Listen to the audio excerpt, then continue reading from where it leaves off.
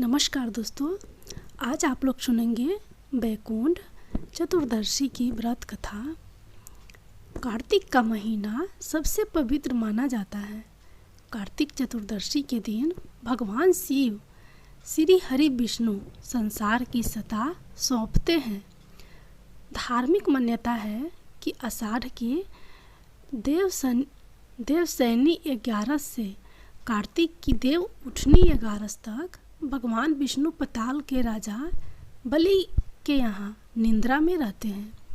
इस अवधि में संसार के संचालन का कार्य भोलेनाथ शिव जी के जिम्मे रहता है। वहीं कार्तिक एकादशी पर देव प्रबोधन होता है। इसके पश्चात चतुर्दशी के दिन भगवान शिव संसार के संचालन का कार्यभार भगवान विष्णु को लौटाते हैं। इस दिन दोनों देवता भेंट करते हैं।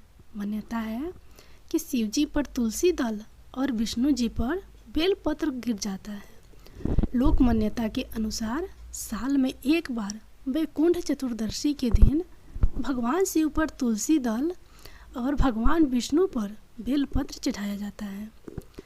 भगवान श्री हरि विष्णु और भगवान शिव की विधि विधान से पूजा अर्चना करने से उनकी कृपा और बैकुंठ धाम की प्राप्ति होती है।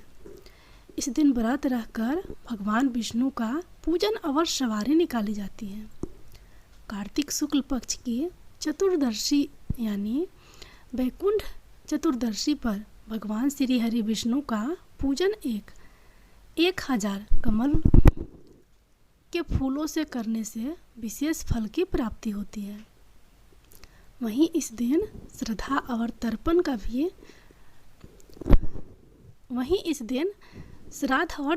का भी विशेष महत्व है। महाभारत के युद्ध में मारे गए लोगों का श्राद्ध कर्म भगवान कृष्ण ने इसी दिन करवाया था। बैकुंठ चतुर्दशी का यह व्रत शैव और वैष्णवों के पारस्परिक एकता का प्रतीक माना जाता है। बैकुंठ चतुर्दशी के दिन श्री हरि विष्णु को उनकी सत्ता का भार वापस सौंपकर भगवान शिव कैलाश पर्वत में तपस्यारत हो जाते हैं। इस धार्मिक परंपरा को हरिहर मिलन कहा जाता है। कार्तिक शुक्ल चतुर्दशी भगवान विष्णु और शिव जी के ऐक्य का प्रतीक है। इस दिन 14 दीपक जलाने से विशेष फल की प्राप्ति होती है। अब आप लोग सुनिए बैकुंठ चतुर्दशी व्रत कथा। पंचांग के अनुसार कार्तिक शुक्ल पक्ष की चतुर्दशी के दिन बैकुंठ चतुर्दशी रहती है। इस बार 26 नवंबर 2023 रविवार के दिन बैकुंठ चतुर्दशी का व्रत रखा जाएगा। यह चतुर्दशी कार्तिक पूर्णिमा के पहले पौराणिक उठनी मान्यताओं के अनुसार एक बार भगवान विष्णु देवाधिदेव महादेव का पूजन करने के लिए काशी आए। वहाँ मणिका घाट पर स्नान करके उन्होंने 1000 स्वर्ण कमल पुष्पों से भगवान विश्वनाथ के पूजन का संकल्प किया। अभिषेक के बाद जब वे पूजन करने लगे तो शिवजी ने उनकी भक्ति की परीक्षा के उद्देश्य से एक कमल पुष्प कम कर दिया।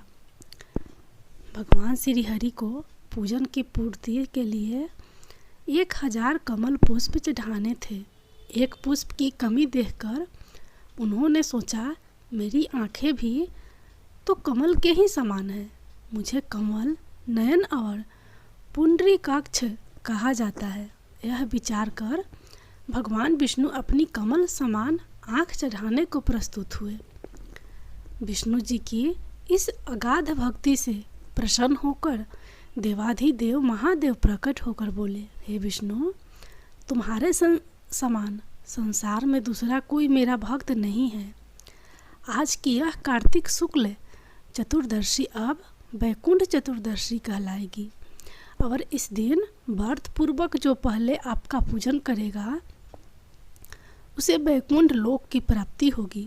भगवान शिव ने इसी वैकुंठ चतुर्दशी को करोड़ों सूर्यों की कांति के समान वाला सुदर्शन चक्र विष्णु जी को प्रदान किया। शिव जी तथा विष्णु जी कहते हैं कि इस दिन स्वर्ग के द्वार खुले रहेंगे। मृत्यु लोक में रहने वाला कोई भी व्यक्ति इस व्रत को करता है, वह अपना स्थान वैकुंठ धाम में सुनिश्चित करेगा।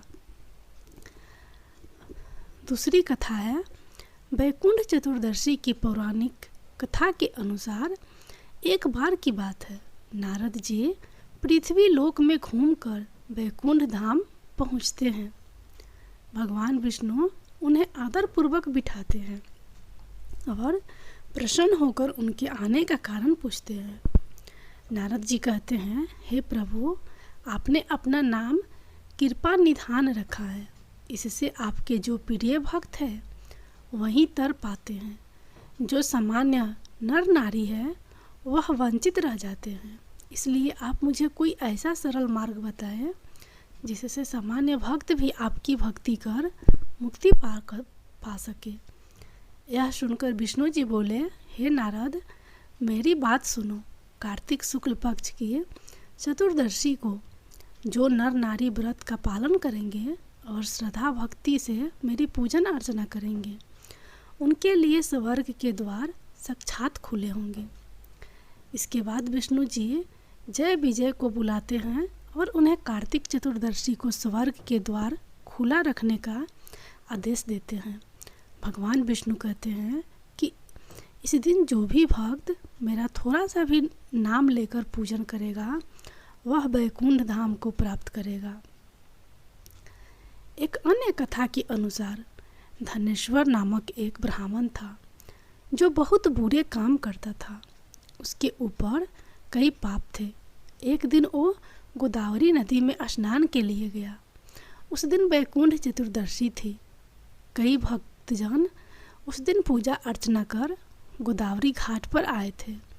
उस भीड़ में धनेश्वर भी उन सभी के साथ था। इस प्रकार उन श्रद्धालु के स्पर्श के कारण धनेश्वर को भी पुण्य मिला। जब उसकी मृत्यु हो गई तब उसे यमराज लेकर गए और नरक में भेज दिया। तब भगवान विष्णु ने कहा, यह बहुत पापी है, पर इसने वैकुंठ चतुर्दशी के दिन गोदावरी नदी स्नान किया और श्रद्धालुओं के पुण्य के कारण इसके सभी पाप नष्ट हो गए, इसलिए इसे वैकुंठ धाम मिलेगा। अतः धनेश्वर को वैकुंठ धाम की प्राप्ति हुई।